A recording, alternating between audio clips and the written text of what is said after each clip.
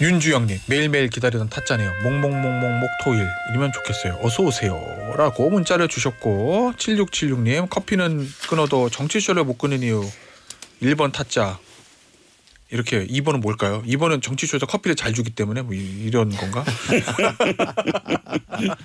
최고의 시그니처 코너 열더 타짜 시작합니다. 이종근 평론가 장성철 공로센터 소장 김상래 평론가와 함께합니다. 장타짜 이타짜 김타짜요. 안녕하세요. 안녕하십니까. 예, 윤 타짜 어디 갔냐고 질문하시는 분이 있는데 화요일 코너로 독립했습니다. 네. 예, 독립해서 내보냈어요. 예, 나가 이러고. 예. 저 때문에. 무슨 말씀이십니까? 예, 인력 재배치는 제작진의 고유 권한입니다. 이 제작진의 고유 권한을 넘보는 반언을 삼가해 주시기 바랍니다. 바늘을 하나 드리세요. 바늘. 네. 뭐요? 허벅지 계속 찌르고 있으라고. 그래요? 예. 오늘 첫 번째 소식은 요 얘기 이거예요. 황상무 수석의 사퇴하고 이종섭 대사의 귀국.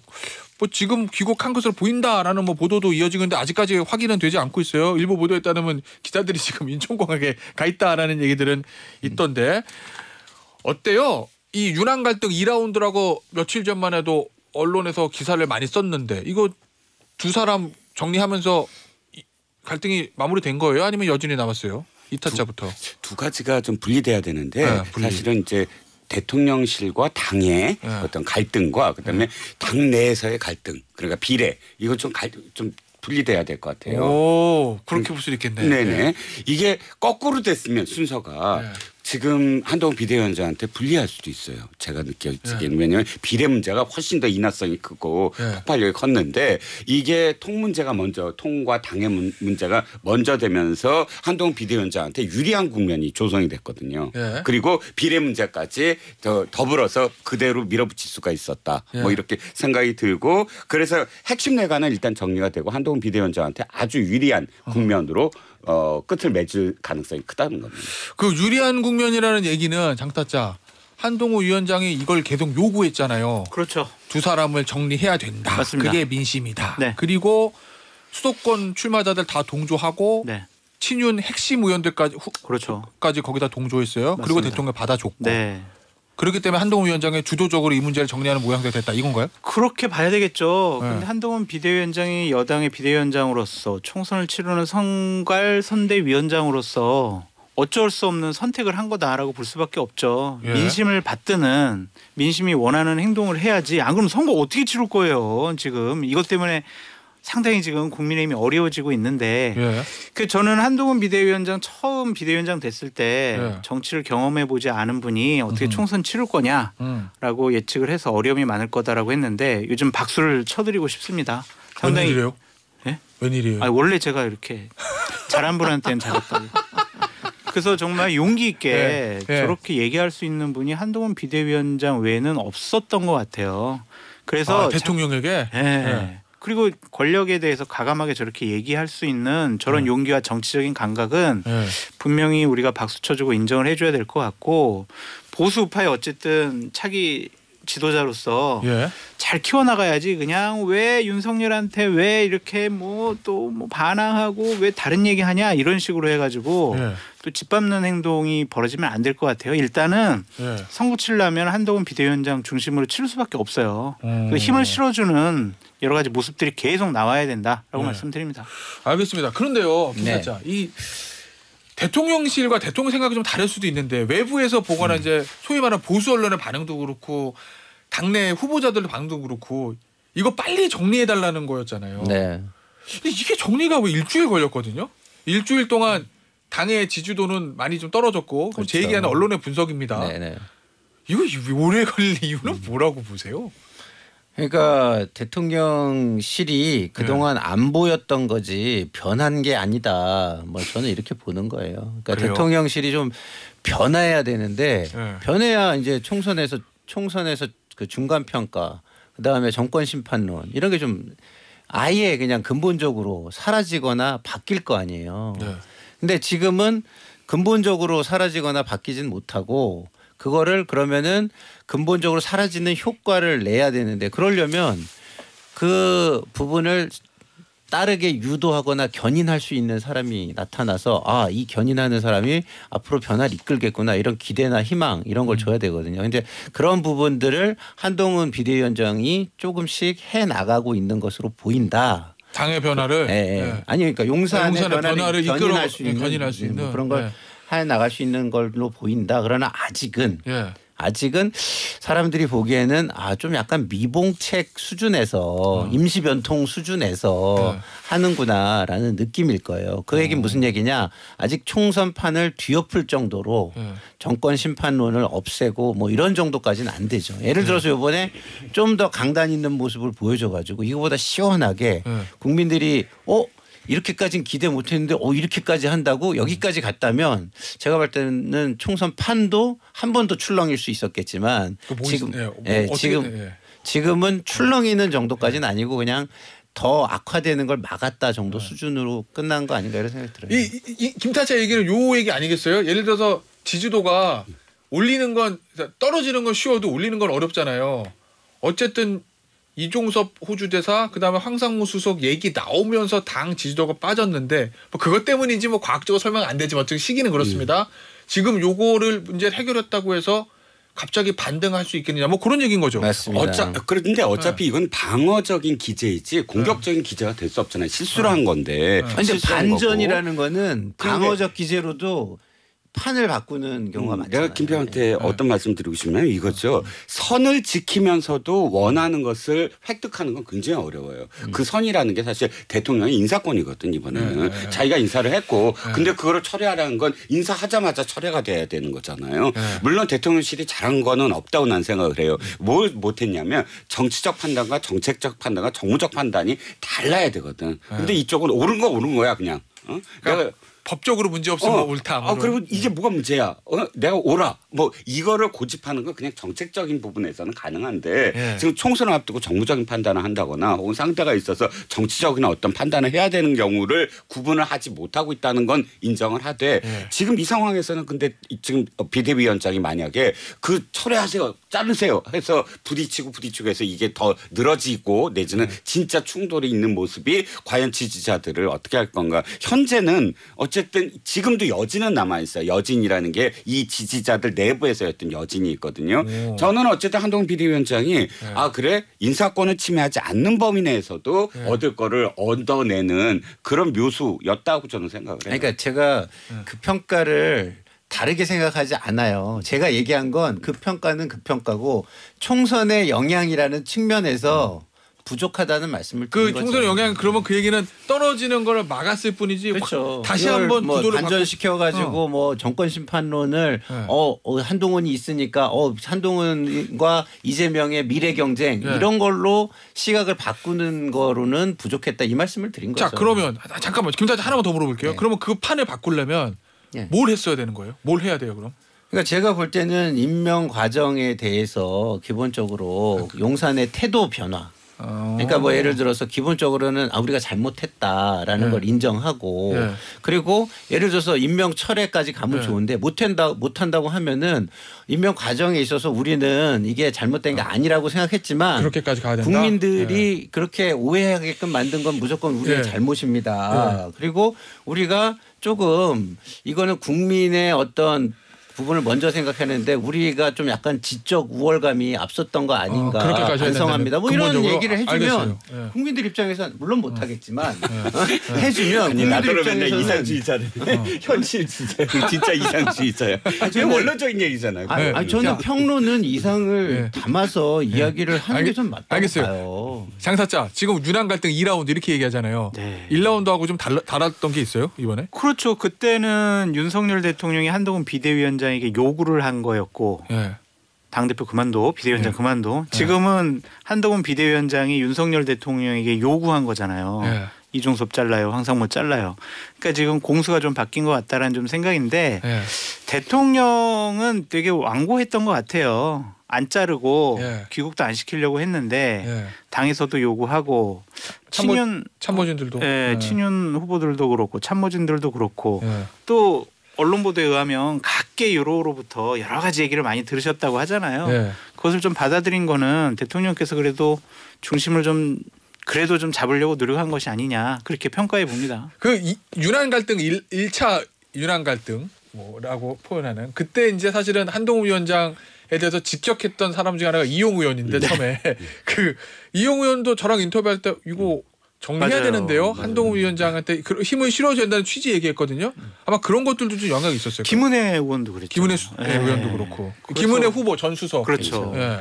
바로 그 점이거든요. 두 가지가 달라요. 하나는 1차 때는 한동훈 비대위원장이 비대위원장이었어 그냥. 근데 이번에는 선대위원장이야.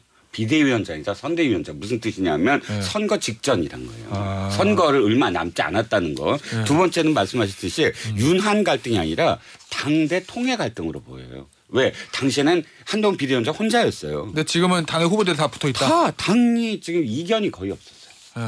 그러니까 당대 통해 어떤 상황이지. 근데 이 윤한 갈등이든 당통 갈등이든 제가 볼 때는 이런 게 몇 번 더 있어줘야 아마 기회가 될 거예요 아마. 기회? 누가? 그러니까 총선판의 기회가 민주당한테 기회가 아니 되나요? 민주당한테도 기회가 될 수 있지만 국민의힘한테도 이런 갈등이 어떻게 극복되는가를 국민들이 보고 그거에서 어떤 반전의 쾌감을 느낄 때 아마 총선판이 흔들릴 거지. 이 얘기인 것 같은데 장타짜 네. 우리 김타짜 얘기를 분석해 보자고. 이 얘기 아니겠어요? 예를 들어서 3차 4차 5차 윤한 갈등이 계속 있어.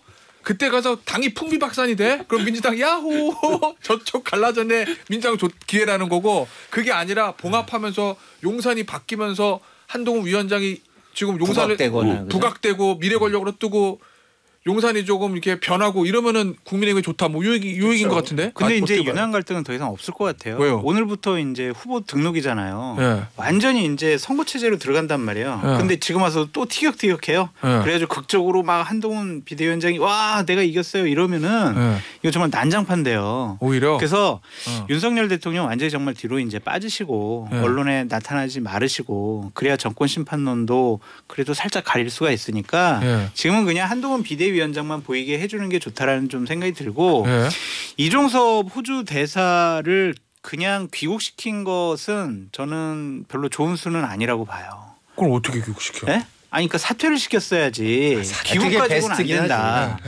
왜냐면 봐보세요. 이종섭 호주 대사 일거수일투족이 언론에 그냥 계속 보도되고 뭐 우리 SBS를 비롯해서 여러 방송들이 실시간으로 막 따라다닐 거란 말이에요. 오토바이 타고 다니면서 지금 이종섭 호주 대사께서 공관장 회의에 지금 가고 있습니다. 나와서 무슨 말을 했습니까? 표정이 어떻습니다. 이럴 거란 말이에요.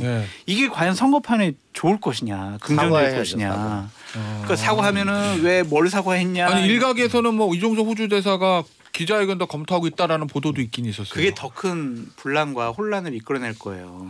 그렇기 때문에. 근데 더 이상 갈등이 없다라는 부분에 대해서 저는 시점상 이게 대통령과 직접적인 갈등은 없을 거라고 저도 보거든요. 그렇지만 대리인들이 있잖아요. 대리인들 조용해요 이제. 그러니까 비례명단 얘기 말씀하시는 거네. 비례가 끝났어요. 비례로 오늘 내일 사이에 비례 등록하면 더 이상 저 선거와 관련돼서 대통령실이 뭘 할 수 있는 어떤 상황도 아니고. 공관위원이 또 무슨 얘기를 할지 안 할지 좀 기대된다는. 근데 아까 그 말씀 하셨잖아요. 저는 진짜 그게 가능성이 있는 게 이철규 공관위원도 자기가 최선을 다했다라는 걸 어쨌든 보여야만 하는 상황이었거든요. 보여기를 해볼게요. 나왔으니까. 장타짜. 네. 비례 명단으로 관련하면 과거에 저 보수 정당의 비례 공천에서 할 얘기가 많죠. 장타짜가 책도 썼고. 2016년 희대의 베스트셀러. 정치권 최고의 베스트셀러. 2000년 비례 공천은 어떻게 이루어진 것이다. 2016년. 2016년 총선 그 얘기를 하고 그러는데 내 궁금한 거. 비례 명단이라는 게 지금 딱 개혁신당 얘기도 해보겠지만 더불어민주연합도 그렇고 항상 시끌시끌 하잖아요. 근데 당의 공관위원 그것도 실력자인 의원이 비례대 명단에서 뭐가 문제 있다. 그런 것들이 언론에 다 보도되는 예가 있었어요?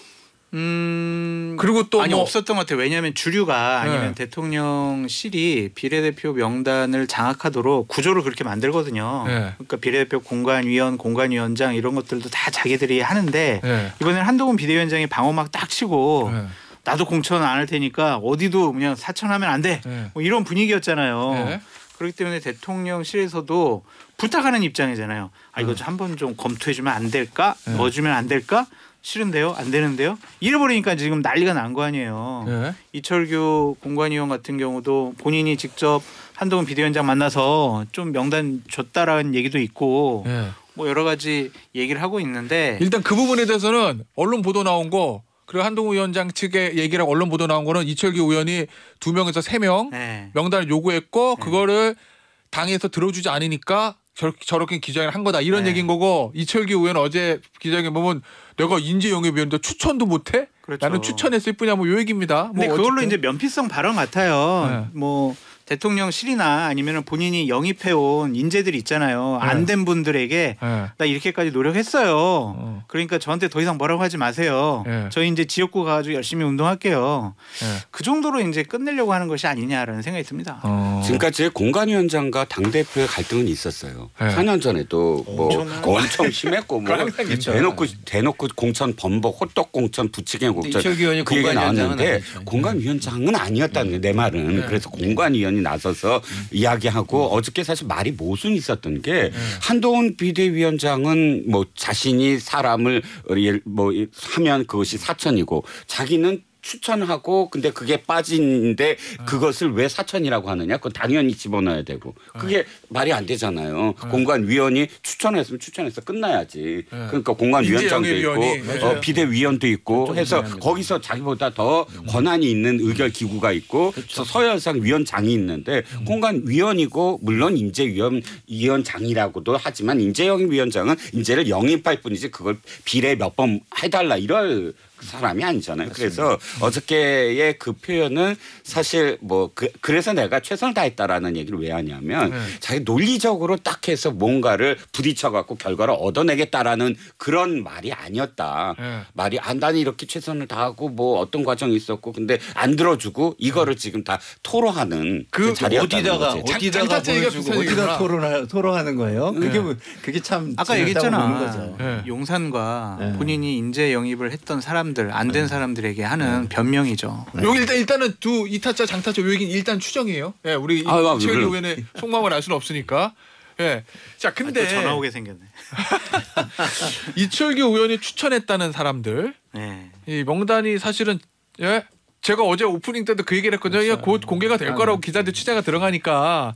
근데 어제 이제 공개가 됐습니다. 됐죠. 오늘 동아일보에도 다 이름을 실명을 썼는데 실명을 말씀드리면 백현주 국악방송 사장, 네. 그다음에 이익선 전 KBS 기상캐스터, 그다음에 민영삼 사회통합 연구소장, 예, 그다음에 저 주기환 광주시당 위원장, 그다음에 유튜버 김영민 씨, 뭐 이런 네. 이름이 언론에 보도된 거예요. 이건 네. 이미 확인이 된 거고 어제 이제 백보일 과정에서도 이철규 의원도 인정한 거거든요. 본인이 추천한 거. 그런데 이번에 비례 명단 조정 있었잖아요. 네. 근데 조정이 있었는데 이철규 의원이 얘기했던 사람들 안 들어갔거든요. 그러니까요. 그리고 동아일보 보도에 따르면 그 얘기를 듣고 한동훈 위원장이 경로했다. 또 그만 좀 경로하라고 그래요. 이런 포도도 있고. 왜 자꾸 경로해? 언론들이 조금 초를 치는 거지. 근데 한동훈 위원장은 경로하는 스타일이에요? 저는 뭐 그런 스타일을 한 번도 못 봐가지고 경로하는 제가 스타일을 경로했다고요? 경로라는 단어의 뜻을 아십니까? 비슷하다. 연구 많이 했는데? 더 열심히 하겠습니다. 오, 비슷한데? 야, 이 김수민보다 난데요? 그러니까요. 훌륭한데요. 어쨌든 저는 이번에 이런 걸 보면서 이철규 그 공관위원이 안 고치면 탈당하겠다 이렇게 얘기했잖아요. 네? 언론 보도는 그렇게 나왔는데 이철규 의원은 좀 과장 왜곡 보도다 뭐 이렇게 어제는 그러긴 하던데 어쨌든 TV 조선에 단독 그리고 나오긴 했어요. 탈당하겠다? 그랬더니 한동훈 위원장은 내가 그럼 비대위원장 그만두겠다 뭐 이랬다고. 만약에 안 고치면 탈당하겠다가 진짜 사실이라면 안 고쳤는데? 고쳐진 건 없는 거죠. 자기 뜻대로 고쳐진 건 없는 거죠. 그래서 저는 뭐 이제 다 끝났다고 말씀하시니까 더 그럴 가능성이 높다라고는 보지만 저는 이게 더 갈 수도 있지 않을까 이런 생각도 드는 게 그런 부분인 희망사항입니까? 거예요. 아니 뭐 희망사항은 아니에요. 전국인데 이거. 희망사항은 아니고. 민주당을 위해서. 아니 그러니까 이게 그 더 가면 오히려 기회요인이 저는 국민의힘에 있다고 저는 보는 거라니까요. 입장이. 무슨 기회요인이 있어요? 아니 진짜로. 왜냐면 후보 등록까지 다 끝나는데. 왜냐면 이철규 의원이 그런 식으로 반발을 해. 그래서 진짜 탈당을 하거나 아니면 한동훈 비대위원장이 공천을 취소해버리거나 이런 일이 발생하면 국민의힘 총선에서 엄청 예? 각광받지 않겠어요? 아니 근데 일단 잠깐만요. 속보 하나 말씀드릴게요. 외교부 발표입니다. 이종섭 호주 대사가 오늘 오전 9시 50분 도착 한국편으로 귀국한다고 합니다. 채널A 특종 자주 하네. 어저께 채널A 특종이었는데. 아, 그래요? 예. 예. 이것도 채널의 특종이에요. 알겠습니다. 자, 이 타짜. 무슨 얘기 하려다 이렇게 됐지? 이거죠. 네. 이 지금 우리가 그 누구누구를 지금 했다라는 이야기 때문에 그렇지 이철규 위원은 사실 명분 싸움을 했거든요. 뭐 호남의 배려가 없었다. 그다음에 당직자 배려가 없었다. 그거 다 들어줬어요. 조배속 뭐 20위권대로 집어넣고 당직자 당직자도 이다리 씨 올려주고 했으니까 자기가 더 이걸 주장할 명분이 더는 없는 거거든요. 그렇잖아요. 명분을 세우고 자신의 실리를 지금 밀었는데 명분 다 들어주고 그건 안 돼라는 지금 답이 왔는데 아니야 내가 원래 명분이 아니고 사실은 이거였어라고 이철규 의원이 다시 얘기를 할 수가 있나? 없죠. 제가 보기에는. 그러니까 저는 이철규 의원의 이것이 그럼 비례대표 명단만에 있는 것이냐 아니면 무소속도 후보들이 있잖아요. 그 부분도 또 그 불만을 담아서 한 것이냐 저는 그 부분도 봐야 된다고 보거든요. 근데 이철규 의원이 도태우와 그다음에 장해찬과 관련해서는 처음부터 문제 제기를 한 것도 아니고 중간 과정이 그러니까 그때 그러면 그 문제 제기를 했어야 됐는데 문제 제기하지도 않고 그건 다 받아들였다는 이야기가 지금 나오고 있잖아요. 근데 그만 좀 분란 좀 이간질 좀 그만하세요 좀. 왜 자꾸 그래요 위하는 척하면서. 정리하면 오히려 기회가 된다니까요. 국민. 그만. 그런 게 없이 지금 이 판에서 보여줄 수 있는 게 뭐가 있어요? 이제는 정책과 민생으로 승부를 해야죠. 이제 비례대표 갈등 가지고 정책과 민생은 제가 볼 때는 당에서 아무리 주장해봐야 지금 용산에서 태도를 바꾸지 않으면 국민들한테 체감이 없어요. 그 얘기는 제가 이제 3부에서 좀 해보도록 하고 2부 마지막인데 그러면 이제 비례대표 갈등 이걸로 정리된 거예요? 정리될 수밖에 없잖아요. 오늘하고 내일이 후보 등록인데 후보 등록하면 끝나는 거지 뭐 어떻게 더 이상 조정을 하겠어요. 자 그럼 이 비례대표 명단 문제 좀 있습니까? 당사자 봤을 때. 저는 사무처 당직자 배려라고 하면서 이다리 전 경제부지사 경북 경제부지사를 선정을 한 것은 사무처 당직자들이 상당히 좀 분노해할 것 같아요. 왜요?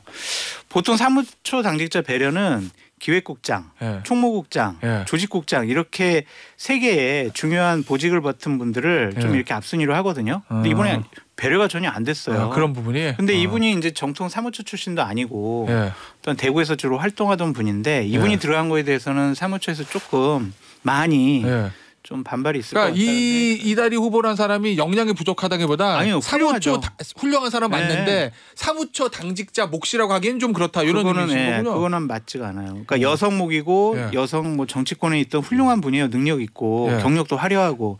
근데 사무처 당직자 몫은 아니라는 거죠. 이건 좀 아쉽다라는 측면이지 그것이 핵심적으로 잘못됐다라고 하기에는. 그러니까 사무처 당직자에 저는 반발을 얘기하는 거죠. 알겠습니다. 공천 얘기는 재밌으니까 요거는 3부에서 좀 더 얘기를 나눠보도록 하죠. 광고 듣고 3부로 돌아오도록 하겠습니다.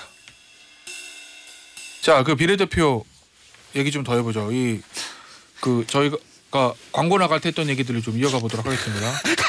끝났는데 저 국민의힘에 궁금해하신다니까 청취자분들이. 그러는데 또 짚히고 아니 좀 이렇게 좀 순화해서 톤 다운시켜서 해보시자고. 김타짜는 뭔가 여기서 한동훈 위원장의 더 큰 조치를 해야 한동훈 위원장이 뭐 더 뜨고 국민의힘이 총선 이긴다 뭐 이런 얘기 했잖아요. 그러니까 저는 이렇게 봐요. 솔직히 얘기해서 중도층 유권자들이 투표장에 들어갔어. 그다음에 국민의힘이라는 딱 정당 이름을 딱 봤을 때 얼굴이 대통령 얼굴이 떠오르거나 김건희 여사 얼굴이 떠오르면 총선 진다고 봐요. 근데 국민의힘을 딱 봤을 때 한동훈 비대위원장이 떠오르면 총선 저는 이긴다고 보거든요. 그러니까 저는 지금 그 선에서 볼 때 지금 이대로 가면 제가 볼 때는 이렇게 분위기가 확 틀어져 가지고 다시 뭐 한동훈 위원장이 막 떠오른다거나 이럴 거는 별로 없어 보인다는 거예요. 그래서 뭐 해야 돼요? 사진 붙이고 다녀야 돼요? 예를 들어서 이번에 이종섭 대사가 진짜 시원하게 사퇴를 하거나 해임을 하거나 했다거나 이러면은 저는 그런 일이 있다고 보는데 그 비례 명단은 어떻게 해야 돼요? 비례 명단도 이제 이철규 의원이 저 정도 하고 만약에 꼬리를 내리면 여기서 그냥 끝나는 거고요. 여기서 한 번 더 치고 나와가지고 이철규 의원이 한 번 더 치고 나가면 이제 한동훈 위원장이 할 수 있는 게 있죠. 안 치고 나가. 근데 뭐 있어? 이철규 의원이 그러니까 예를 들어서 그렇죠. 자를 수도 있고. 그럼 이제 한번 해보자는 거 아니에요? 그러면은 큰일 날 것 같은데. 근데 한동훈 비대위원장 입장에서는 총선 이기는 게 지금 최고의 과제라고. 결과론적으로 보면 대통령실도 우리에게 굉장히 상황이 유리해졌구나라는 걸 느끼면 나중에 가서 이해할 수 있겠죠. 잠깐만 요 얘기. 이철규 의원이 비례대표 명단 문제 있어 막 이랬어요. 그러면서 언론 다 공개가 됐어요. 이철규 의원이 요구했던 명단이 누군지 공개가 됐습니다. 그리고 한동훈 위원장은 비례 명단 조금 소중하긴 했는데 이철규 의원이 바랬던 그 인물들은 하나도 안 들어갔어요. 그리고 어저께 장동건 사무총장은 당의 공천에 지금 뭐 이런에서 분란을 일으키는 거는 총선 승리에 바람직하지 않습니다. 자세히 반박하지 않겠습니다. 이랬어요. 여기서 끝나지 않고 만약에 김타찬 그 얘기잖아요. 한동훈 위원장이 이철규 의원이 오히려 사천을 하려고 했다. 그렇죠. 안 받아주니까 명단에서 이의를 제기했다. 당의 분란을 일으켰다. 당신 제재, 공천 취소 요구해야 된다는 거잖아. 그러니까 사실은 근데, 지금 이철규 위원장의 명단을 보면 국민들이 볼 때는 여기에 대통령님과 여사님의 얼굴이 확 떠올라요. 이제 같은 이거 얘기 추적입니다. 지금 자, 그런데 김상일 평론가의 지금 민주당 얘기를 못하게 하려는 의도에 지금 우리가 말리고 있어요. 지금 같은 얘기 못하러 반복해. 머물게 만드는. 왜냐면 민주당 얘기해야지. 제가 이거 얘기 왜냐면 그렇게 하면은 한동훈 위원장 확 뜨고 뭐 간판이 그렇죠. 이런 얘기인데 만약에 여기 한동훈 위원장이 이철규 의원 공천 취소 이러면 친윤들 입장에서는 이거 선전포고라고 느끼지 않겠어요? 자, 지금 친윤이라고 할 수 있는 이철규 위원을 지금 동조하는 사람이 누가 있어요? 없어요? 어저께 없어요. 발표했어요. 그러면 한동훈 비대위원장 그거 안 들어줬어요? 오늘 정도에는 나와야 될 목소리가 그럼 한 사람이라도 있으면 없어요. 이철규 위원장 외톨이가 됐어.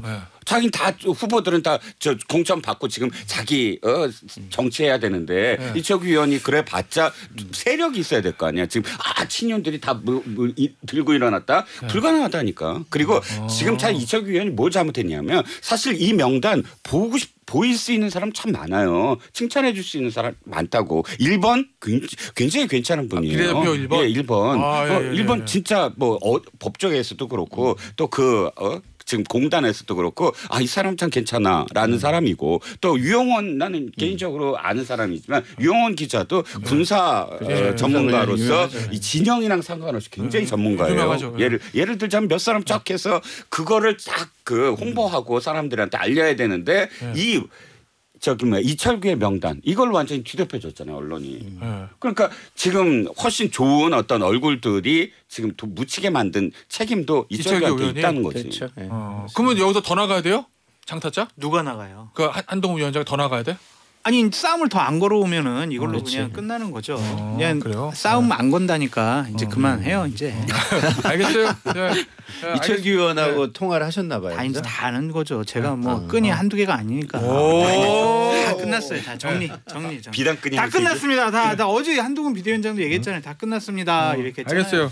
자 알겠습니다. 자 그러면 이제 내가 보니까 총선 끝나고 첫 번째 여의도 타짜 시간에 주전에 나왔네. 뭐예요? 한동훈의 미래는 요거네. 한동훈 위원장과 윤석열 대통령 관계는 그거네 이제. 오늘 미국으로 날라야 된다니까. 아니 오늘 한 언론에 나왔잖아요. 뭐라고요? 대통령께서 내가 한동훈을 너무 많이 믿은 것 같다. 그런 게 보도됐어요? 그 보도가 나왔어요. 언론에? 네. 1차 얘기 아닌가요? 아니요. 오늘 한 중앙일보인가? 거기에 그렇게 이제 나왔더라고요. 그러니까 이제 난 그것도 윤 대통령의 워딩이야. 좀 섭섭해할 사람들한테 한마디 해야지. 섭섭한데 그럼 당연히. 알겠습니다. 뭐 요 얘기는 이제 앞으로 총선 끝나고도 계속 할 수 있을 것 같으니까 그때 해보고. 무소속 얘기는 안 하나요? 이거 지금 말려들고 있어 우리가. 지금 무소속? 경고 좀 주세요. 경고. 무소속? 무소속 얘기 이따 시간 남으면 할게요. 저 비례 얘기 하나 더 해보죠. 비례가 난리야. 개혁신당 얘기 잠깐 해볼까요? 비례대표 명단 발표됐잖아요. 난리가 났잖아요. 천하람 위원장 2번 받고 그다음에 김철근 사무총장은 반발. 여기까지입니다. 본인이 안 들어간 거에 대한 반발. 그렇죠. 김종인 공관위원장 지도부가 비례하길 원하는 당은 처음 봤다. 거기에 대한 김철근 사무총장 여기까지고 김종인 위원장이 몰라서 그렇지 예전에 국민의당 때 박선숙 의원이랑 이태규 의원은 사무총장인데 다 했다. 작은 당은 그럴 수 있다. 이 얘기거든요. 자 개혁신당 소식에 정통한 장타짜. 문제는 양양자 개혁신당 원내대표의 반발이에요. 지금 본인 오늘 기자회견 예고했던데. 페이스북을 보면 개혁신당과 관련된 것도 다 지워버렸어요. 탈당한다는 얘기인가요? 탈당하겠다는 얘기죠. 같이 못하겠다는. 근데 양양자 의원이야말로 반도체 벨트에 이준석 대표가 출마하는데 상당히 많이 영향력을 끼쳤고 이준석 대표 개소식 때 큰절하면서 이준석 당선시키는데 제가 모든 걸 걸겠습니다라고 하면서 힘을 실어줬었는데 저분의 마음을 섭섭하게 하고 사전에 논의가 없었다는 것은 이준석 당대표의 리더십과 지도력에 상당한 훼손이 될 것 같다라는 좀 생각이 들어요. 만약 양양자 의원까지 탈당을 했어요. 이준석 대표가 참 이게 당대표로서 제대로 역할을 했느냐라는 비판 받을 수밖에 없어요. 그래서 지금이라도 양양자 의원의 요구를 좀 받아서 비례를 좀 조정하는 것이 어떨까라고 얘기를 드리고. 그럼 예를 들면 1번이나 3번 자리에 그 보니까 의사들인 것 같던데 아니요 그 반도체 전문가를 넣어야 된다 뭐 이런 얘기인 거예요? 봉다로 씨를 빼고 그 4번에 넣는 게 저는 맞다고 보여지고. 그럼 금태섭 최고위원 목숨도 줄어들어. 근데 그건 금태섭 최고위원 몫이 아니라 김종인 위원장 몫이래잖아요. 아, 그래요? 그러니까 2017년에 봉다로 씨가 김종인 사용 방법론 뭐 해가지고 책을 2권 썼어요. 그래요? 그래가지고 김종인 위원장이 상당히 흐뭇하게 생각을 하고 있다. 본명은 이제 곽대중 씨. 그래서 그러한 의심을 받고 그러한 비판 받는 것 자체가 상당히 문제인 것 같고 어제 천하람 위원하고 통화를 했어요. 그래가지고 아유 잘 됐다고 내가 원하는 대로 됐다. 아유 그래서 열심히 해라 그랬더니 되게 좀 말이 많다고 자기도 상당히 좀 걱정스럽다고 본인은 좀 하더라고요. 본인은 사실 2번이면 되게 좋은 번호 받은 거지만 개인적으로는 좋겠지만 당 생각하면 좀 뭔가 섭섭해할 분들이 많이 있잖아요. 그러니까 개인적으로는 천하람이라는 사람에 좀 아까워요. 왜요? 순천 자기가 어쨌든 대구 사람이고 순천 나가겠다라고 이야기하고 모든 가족들을 전부 다 했다. 서사가 있고 그 과정들 뭐 대표 그러니까 전당대회도 나오고 이런 서사에서 갑자기 비례 2번이다 그러면 이거 끝까지 또 꼬리표가 뭐 이 사람의 어떤 정치 역정에서 꼬리표가 붙는 어떤 부분이라 처음에 이야기했던 것이 상당히 희석되는 어떤 부분이 있고 두 번째는 나도 똑같이 이준석 대표가 둘 중에 하나를 설득했어야 돼요. 공관위원장을 설득을 해서 이러이러한 부분들은 반영해달라라고 하든지 아니면 공관위원이 발표되기 전에 이것이 빠진 것은 자기가 알겠잖아요. 당대표 왜 몰라. 알면 아는 대로 어떤 설득 과정 통해서 김정은 사무총장 진짜 고맙다 지금까지 했는데 이번엔 좀 양보해달라라든지 이런 과정이 전혀 없이 지금까지도 명단이 발표됐는데 국민의힘과 전혀 다르게 국민의힘은 한동훈 비대위원장 내가 다 책임지겠다. 내가 저기다. 내가 비대위원장이다. 선대위원장이다. 이렇게 나섰는데 공관위원장만 곤란하다. 상대를 하고 지금 당대표가 얘기를 안 하고 있다. 그럼 진짜 정치력이 없는 거죠. 정리해야 돼요. 당대표가. 이거. 그래요? 그럼요. 자, 그러면 김타짜. 네. 이준석 대표가 좋아하는 비단 주머니 3개. 네. 하나 뭐 혹시 준비한 거에서 하나만 풀어보세요. 그렇죠. 이준석 대표의 비단 주머니를 아직 못 받아가지고 다음에 풀도록 하고요. 김타짜가 한번 풀어보세요. 개혁신당을 위해서. 그러니까 이준석 대표가 그동안 뭐 그 국민의힘의 당 대표를 할 때도 주변에서 굉장히 기대를 하고 이준석 대표를 막 지지하는 사람들이 되게 많았잖아요. 근데 그분들이 나중에 불만을 터뜨린 게 다 뭐냐면 특혜를 달라는 게 아니라 좀 챙겨달라고 하는데 주변의 사람들을 전혀 챙기지 않는다 이런 얘기를 그때도 했었어요. 그게 사실은 실명을 얘기하면 제가 들은 사람은 장동혁 사무총장이에요. 네? 그 당시에 국민의힘 때. 국민의힘 때. 장동혁 사무총장이 그랬어요? 이준석 대표가 사람 너무 안 챙기고. 본인도 굉장히 많은 이야기를 했고 뭐 이런 그런 얘기를 했는데 특혜를 달라는 게 아니라 뭐 정당하게 어쨌든 좀 애정을 가지고 챙겨달라 그러는데 전원입니다. 안 챙긴다. 전원이에요. 뭐 그런 제가 들은 얘기니까 그런 얘기를 했었는데 지금도 보면은요. 예를 들어 김철근 사무총장 같은 경우 굉장히 옛날에 박상천 의원한테 한번 팽을 당한 아픔이 있잖아요. 예전에 있죠. 그렇죠. 예전. 근데 지금 박상천 의원 보장을 오래 했었고. 그렇죠. 지역구를 사실상 물려받을 거라고 생각했는데 엉뚱한 결과가 그때 또 나왔었는데 지금도 보면은 저는 그래요. 천하람 제가 뭐 배지 달기를 바라지만 기본적으로 지금 이종근 평론가님 말씀대로 천하람 최고위원이 비례로 간다? 갑자기 웬 꽃길을 열지 여기다가 이런 생각이 드는 거예요. 그럼 차라리 이런 데다가는 그런 뭐 함께했던 사람이나 전문가라든가 이런 사람을 해서 주변에 적어도 주변의 세력에게 어떤 메시지를 줄 수 있는 비례 공천을 했어야 됐다 이런 생각이 알겠습니다. 들어요. 장타짜 왜요? 왜 웃으세요? 이 대표에게 뭐가 갑자기 귀여운 아니 얘기를 표정. 많이 들어가지고 참 당이 되게 힘들겠다는 생각이 들어가지고 안쓰러워가지고 그래요. 개혁신당이. 자, 안쓰러운 마음을 담아서 그러면 네. 돌파구가 있습니까 지금 이준석 대표에게? 일단은 양양자원 눌러 앉혀야죠. 그 눌러 앉히려면은 비례대표 조정이 좀 필요한 것 같고 김철근 사무총장, 부총장 이게 다 그만두면 총선을 어떻게 치러요? 실무 그렇죠. 핵심 당사자들이 그만두면 붙잡아 놔야죠. 앉혀놓고. 그래서 당에서 섭섭해하는 분들, 김용남 전 의원도 얼마나 지금 섭섭해해요. 그런 분들 좀 잘 앉히고 좀 다독이고 그런 좀 너그럽고 포용력 있는 리더십을 발휘해야 된다. 야, 근데 이게 예를 들면은 뭐 큰 당이면 모를까. 지금 개혁신당이 비례가 얼마나 될지 불투명한 상황에서 네. 이게 챙길 사람은 그 점이에요. 많고. 바로 3% 정당 뭐 이렇게 지금 표현이 돼요. 왜냐하면 거기다가 1357구는 여성으로 지금 또 찾으셔야 되니까 더 이상 말씀 못 드리겠는데 조심하세요. 저희 힘들어요. 퍼센티지가 이미 어차피 나왔으니까 이거 계속 하는 걸로 하고 크게 나오지 않거든요. 예. 각 그 후보들의 어떤 그런 지지율이 그러니까 제가 하겠습니다. 좀 이따가 이거.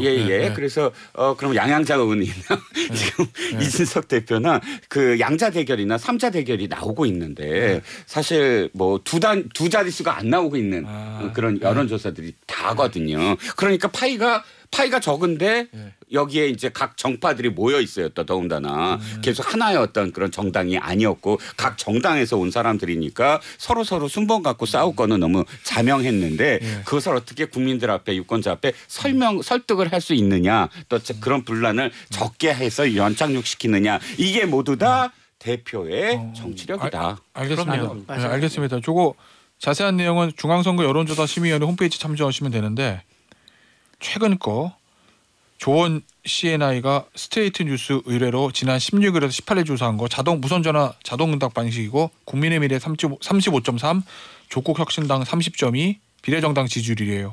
더불어민주연합 19.2고 요겁니다. 그리고 개혁신당 4.4 이렇게 나왔다는 왜 점. 이렇게 힘들게 하세요? 그러게요. 그래서 말씀드렸어요? 이준석 대표는 지금 선택의 기로이가 있어요. 김종인 위원장 잡을 거냐, 양양자 의원 잡을 거냐 그렇게 보여져요. 만약에 비례 4번 조정을 해가지고 양양자 원대로 말대로 들어주면 김종인 위원장이 나 안 해. 그러고 갈 거예요 이제. 그러면 그럼 4번 조정 안 하면 양양자 의원이 탈당해가지고 다른 데 간다. 그러면은 어느 게 더 타격이 클 거냐. 그 선택의 기로라고 보여져요. 그렇죠. 앞으로 다 좋은 건 없어요. 본인 선거도 본인 지역구 선거도 쉽지 않을 건데. 그렇죠. 거기 막 양양자원이 빠진다. 반도체 벨트가 무너지잖아요. 저도 김종인 위원장의 가장 큰 효용 가치가 사실은 이슈 주도거든요. 뭐 자기가 매일 어떤 이슈를 던져갖고 이슈를 주도하는 건데 지금 김종인 위원장이 그런 역할을 못해요. 어차피 한계가 있어요. 그럼 김종인 위원장을 포기하더라도 차라리 그 당내 봉합이 훨씬 급하다. 네, 알겠습니다. 더불어민주연합 얘기 좀 해보죠. 김타짜. 네.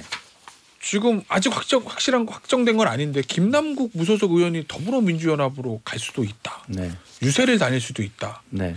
근데 이제 기호 때문에 무소속 의원이나 탈당하고 가는 경우는 있는데 김남국 의원 없어도 더불어민주연합이 압번 받을 거잖아요. 네. 기호 3번 받겠죠? 맨 윗순위. 아니요 거기도 8명이라서 한 명 더 가면은 지금 9명이 된대요. 그래서 3번 맞는데요. 그러니까 3번을 번호를. 그러니까 3번을 만들 방법은 제 얘기는 다른 방법도 김남국 의원 있다. 아니래도 많을 거 아니에요. 그리고 그렇죠. 뭐 국민의 미래도 본인이 4번 하고 싶지 3번 하고 싶겠어요.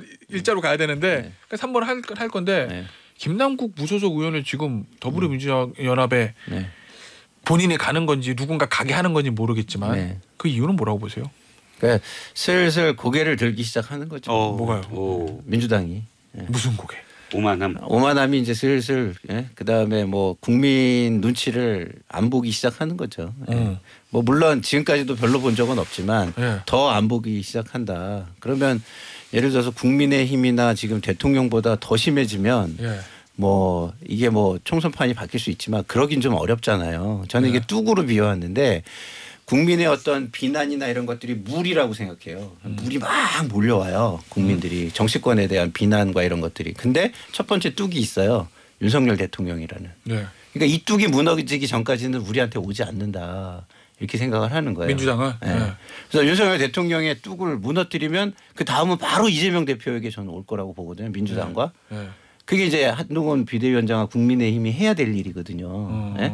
근데 윤석열 대통령이라는 뚝이 무너지지 않는 한 정치권의 국민의 비난과 일차적인 비난과 이런 거는 결국은 여권, 정권 이쪽으로 갈 거다 이런 생각이 저는 드는데 그렇기 때문에 그걸 믿고 있다. 그 뚝이 아직은 탄탄하다, 튼튼하다 이렇게 좀 믿고 있다.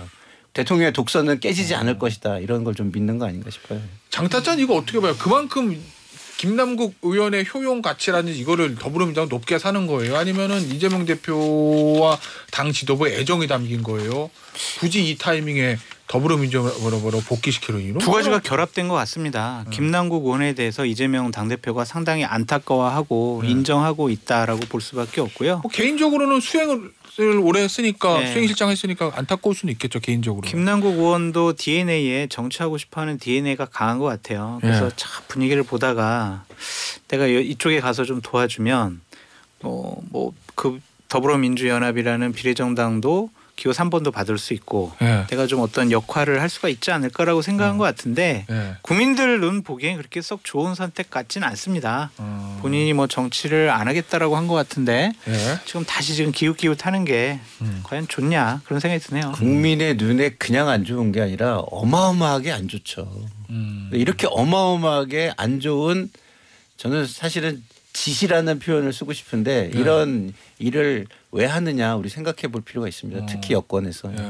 이게 김남국 의원이 그 전에 코인 거래를 했냐 안 했냐가 문제가 아니라 중요한 건 이재명의 민주당 또는 이재명의 사당화를 연상시킬 수 있는 사람이다라는 거예요. 이미 우리가 기억에 났지만 근태기는요라고 표현되는 현근택은요라고 정성호 의원에게 이야기하잖아요. 근데 그 당시 상황이랑 똑같이 늘 마음속에 난국이는요. 뭐 걸리는 사람들이 한둘이에요.